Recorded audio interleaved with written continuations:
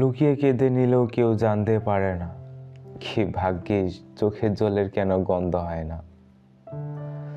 ছোটবেলায় তুমি যখন কাঁদতে, তখন কাঁদতে কারো অ্যাটেনশনও করবার জন্য। এই ধরো যেমন তোমার খিদে পেয়েছে, তুমি কাঁদলে, তুমি ব্যথা পেয়েছো, তুমি কাঁদলে, বাবা বা মা কেউ এসে তোমাকে খাইয়ে দিল বা ওষুধ লাগিয়ে দিল, তুমি হেল্প পাওয়ার জন্য কাঁদতে, কারণ তুমি তখন কথা বলতে জানতে না, আর কথা জানলেও হয়তো অনুভূতিগুলোকে ঠিকঠাকভাবে ভাষায় প্রকাশ করতে জানতে না।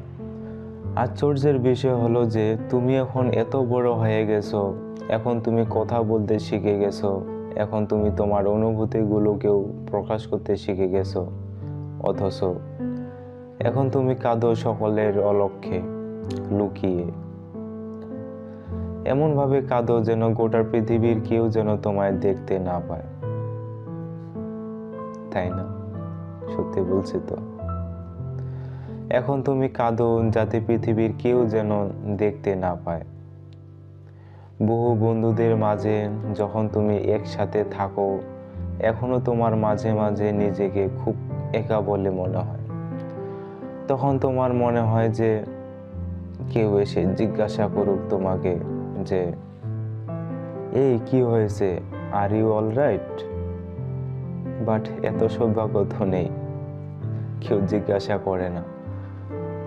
বহু বন্ধু কিন্তু মনের কথা শেয়ার করবার জন্য খুব কম, আর যাদের যাদের আছে তারা খুব ভাগ্যবান।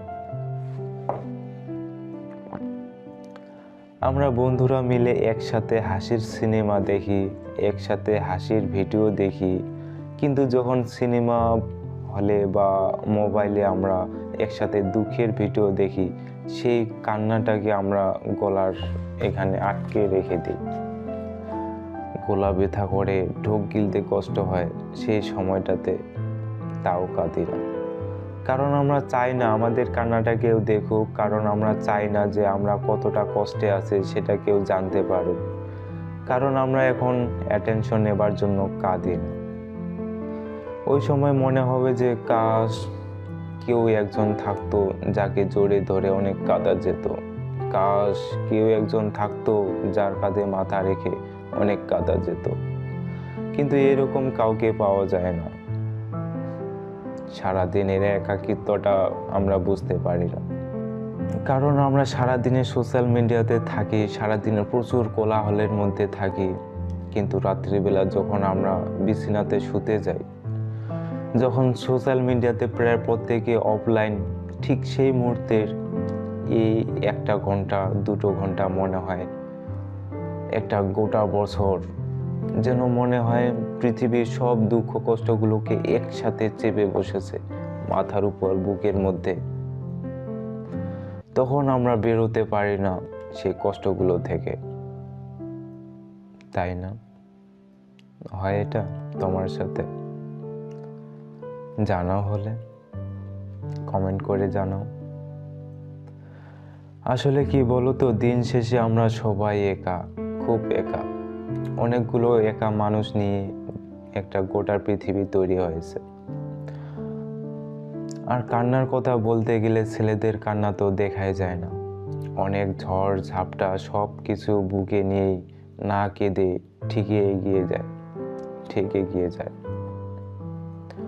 আর মেয়েদের কান্না ওরা এমনভাবে কাঁদে যাতে চোখ ফুলিয়ে না যায়।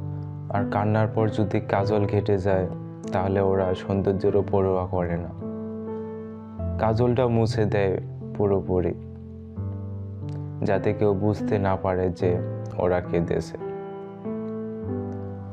আমরা আর কেউ অ্যাটেনশন নেবার জন্য কাঁদি না, আমরা সত্যিই বড় হয়ে গেছি অনেক।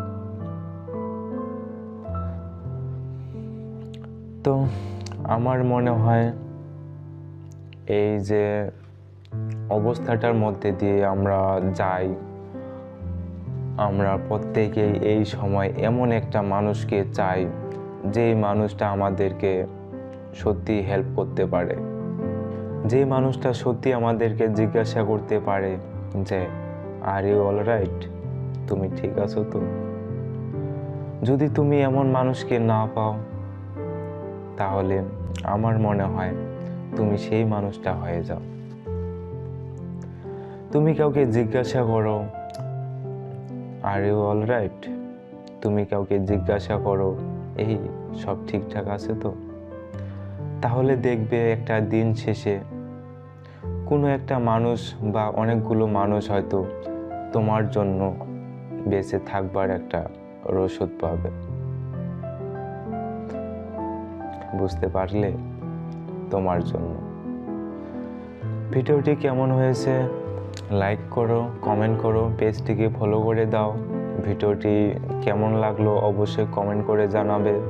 আর হ্যাঁ, তুমি যেই মানুষটাকে চাও তুমি সেই মানুষটা হয়ে যাও, তাহলে দেখবে তোমার আশেপাশে সবাই হ্যাপি থাকবে। ওকে, টাটা। দেখা হবে নেক্সট ভিডিওতে। ভালো থাকো।